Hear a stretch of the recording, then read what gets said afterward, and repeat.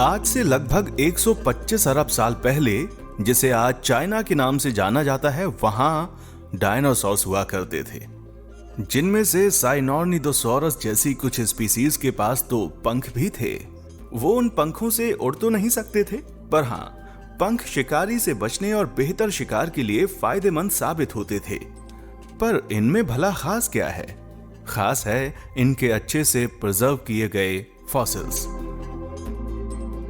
ज्यादातर हमें फॉसिल्स में बस बोन्स के ढेर ही मिलते हैं, पर यहाँ देखिए, यहाँ फेदर्स और उनके बीच आप स्किन सेल्स देख सकते हैं। हम श्योर हैं ये स्किन सेल्स हैं, कोई रॉक्स या बोन्स के पीसेज नहीं, क्योंकि यहाँ आप इस फॉसिल में एक स्ट्रक्चर देख सकते हैं। ये स्किन सेल्स से बनने वाला एक स्ट्रक्चर है। ये बिल्कुल वैसा पैटर्न है जैसा ह्यूमन स्किन सेल से बनता है। जब मैंने इसे पहली बार देखा था तो मैंने खुद से कहा था, अरे वाह, ये तो डायनासोर का डैंड्रफ है। मैंने सोच लिया था कि मैं रिसर्च पेपर में बड़ी बड़ी हेडिंग्स में लिखूंगा, हमने डायनासोर का डैंड्रफ खोजा है। ये काफी बढ़िया था। तो शायद डैंड्रफ से सबसे पहले जो परेशान हुआ जीव था वो था डायनासोर।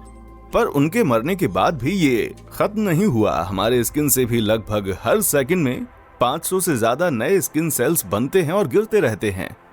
जैसे ही ये ऊपर एपिडर्मिस लेयर तक पहुंचते हैं, ये हार्ड और फ्लैट हो जाते हैं और कुछ समय के बाद ये स्किन से झड़ने लगते हैं।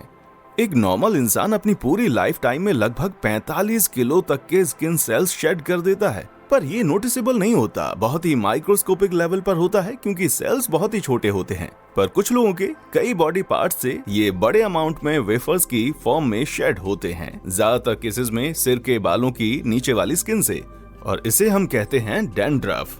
दुनिया में लगभग आधे इंसान इससे परेशान हैं। ये बहुत बड़ी प्रॉब्लम है। दुनिया भर के कई साइंटिस्ट इस पर वर्क भी कर रहे हैं कि ये होता क्यों है, और आज हम भी सिंसिनाटी हेड एंड शोल्डर्स के हेडक्वार्टर्स जा रहे हैं। आ गए हम। क्या आप यहाँ काम से ब्रेक लेकर आए हैं एंजॉय करने? नहीं, मुझे तो खुद नहीं पता कि मेरे साथ यहाँ पर क्या होने वाला है। नो। क्या मेरे सर को यहाँ स्वैब किया जाएगा? Really? क्या मेरे स्कैल्प से टिश्यूज के सैंपल लिए जाएंगे? और आप लोग हर टाइम जांच करते रहते हैं? हाँ, लगभग हर दिन। तो अब कॉटन की मदद से मेरे सर से सैंपल लिए जाएंगे? और मेरे स्कैल्प में आप क्या ढूंढने की कोशिश कर रहे हैं? हमें आपके सर से मलसेशिया चाहिए।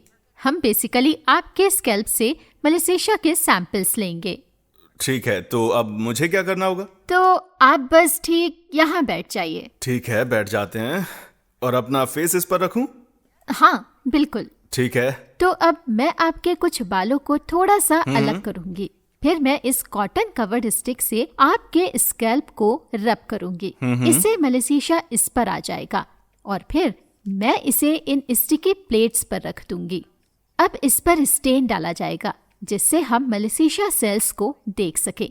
यहाँ देखिए, ये इंडिविजुअल मलेशिया सेल्स हैं। मेलिसीजिया ग्लोबोसा आपके स्कैल्प पर रहने वाले एक फंगस हैं।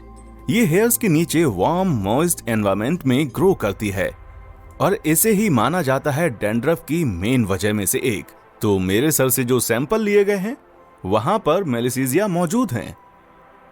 ये फंगस ऐसा दिखता है, ये मलेशिया का लॉन है। एक लॉन?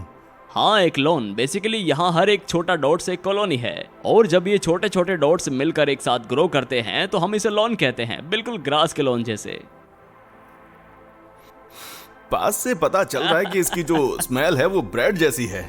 ऑफ कोर्स, ये एक यीस्ट जो है, बिल्कुल सैक्रोमाइसिस जैसा फ्री फंगस, जिससे ब्रेड और बियर बनाई जाती है। आप इससे ब्रेड बना सकते हैं? नहीं, मैं आपके सिर के यीस्ट से बने ब्रेड बिल्कुल नहीं खाना चाहूंगा। आपने ये खुद पर भी कभी टेस्ट किया? तो कितना मेलिसीजिया मिला? काफी ज्यादा, पर ये हर किसी के होते हैं। मतलब ये सबके होता है? हाँ, वो बात अलग है कि आपके सिर पर बाल नहीं। ठीक है, पर अगर किसी के पास मेलिसीजिया है तो हर किसी को डैंड्रफ क्यों नहीं होता? मेलिसीजिया आपके सर के सीबम ग्लैंड्स द्वारा सीक्रेट किए जाने वाले ऑयल पर ग्रो करती है। ये लाइपेज एंजाइम रिलीज करती है जो फैट मॉलिक्यूल्स का ब्रेकडाउन करता है। तो मेलिसीजिया एक एंजाइम को रिलीज करती है, वो इसकी मदद से खाना बनाती है।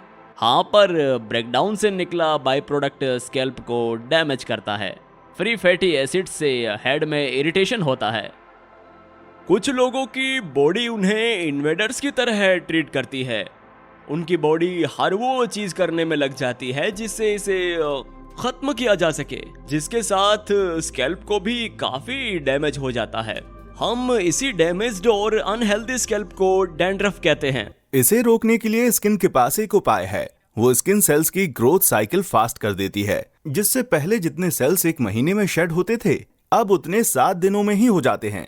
ये इतने फास्ट बनते हैं और इतने फास्ट आउट लेयर पर पहुंचने लगते हैं कि अब सेल्स की लेयर्स एक दूसरे से अलग भी नहीं हो पाती, तो ये एक साथ झड़ती है, 400 से 500, वो भी एक साथ, जिसे हम डैंड्रफ के वेफर्स या फ्लैक्स कहते हैं। इससे पता चलता है कि आपका स्कैल्प अंदर से अच्छी कंडीशन में नहीं है, वो अनहेल्दी है। डैंड्रफ स्किन के सैंपल्स में साइकोटाइन्स और हिस्टामिन्स जैसे इन्फ्लामेटरी केमिकल की मात्रा काफी ज्यादा पाई जाती है, जिससे इचिंग होती है। और स्कैल्प पर ब्लड का प्रोटीन लेवल बताता है कि आपकी स्किन उसके अंदर और बाहर के एनवायरमेंट के एक अच्छे बैरियर की तरह काम कर रही है या नहीं। पर डैंड्रफ का असली रीजन तो इससे भी डीप जीन्स एक्सप्रेशन में छुपा है। साइंटिस्ट ने हेल्दी और डैंड्रफ वाले स्कैल्प से सैंपल्स लिए, उनसे आरएनए एक्सट्रैक्ट कर दिया, जिससे पता चल सके कि कौन से जीन्स डैंड्रफ में रोल प्ले करते हैं और स्कैल्प वाइज उनके लेवल्स में क्या फर्क है।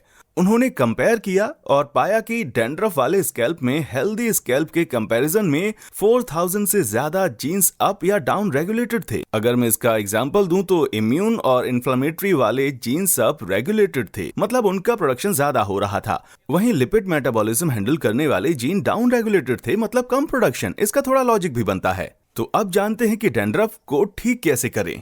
ये मेलसेजिया का एक नॉर्मल लॉन है और इस लॉन के बीच में active head and shoulders use किया गया है।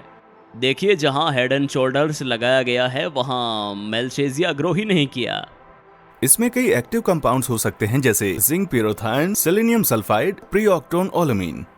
ये एक्टिव कंपाउंड्स उन मल्शीजिया सेल्स के मेटाबॉलिज्म को कम करते हैं, जिसकी वजह से इरिटेशन करने वाले सब्सटेंस रिलीज अब कम रिलीज होते हैं। हाँ, तो हमें उनकी बायोलॉजिकल एक्टिविटीज को कम करना चाहिए, जिससे ऐसे इरिटेबल सब्सटेंसेस कम रिलीज हो, जिनकी वजह से इरिटेशन होता है, सेल्स जल्दी बनते हैं और लार्ज फ्लैक्स में झड़ते हैं।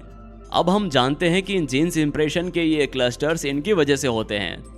तो क्या हम इस जीन सिग्नेचर को रिवर्स कर सकते हैं हेड एंड शोल्डर्स का यूज करके? यहाँ देखिए, शुरुआती डैंड्रफ वाले स्कैल्प के जीन के ग्रुप यहाँ पर हैं, ये सारे अप रेगुलेटेड हैं और यहाँ सारे डाउन रेगुलेटेड हैं। यहाँ देखिए, यहाँ नॉर्मल शैम्पू यूज किया गया है और इसमें कोई नोटिसेबल फर्क नहीं आया है। अब यहाँ देखिए, यहाँ पर हेड एंड शोल्डर्स यूज किया गया है 3 वीक्स के लिए और आप देख सकते हैं अब जीन एक्सप्रेशन बिल्कुल बिना डैंड्रफ वाले स्कैल्प के जीन एक्सप्रेशन जैसा लग रहा है। यहाँ लगभग 3700 जीन्स का डाटा है और आप देख सकते हैं कि हेड एंड शोल्डर्स यूज किए जाने पर जीन्स अनहेल्दी सिग्नेचर से हेल्दी सिग्नेचर में फ्लिप कर रहे हैं। हेड एंड शोल्डर से स्कैल्प पर मौजूद मेलेसीजिया इरिटेंट्स कम होते हैं, आपकी स्किन अच्छे से मेलेसीजिया को ट्रीट करने लगती है और आखिर में डैंड्रफ कम होने लगता है। तो डायनासोर्स की तरह हमें डैंड्रफ के साथ जीने की जरूरत नहीं है, पर डायनासोर्स के लिए ये डैंड्रफ वेफर्स फायदेमंद साबित हुए थे।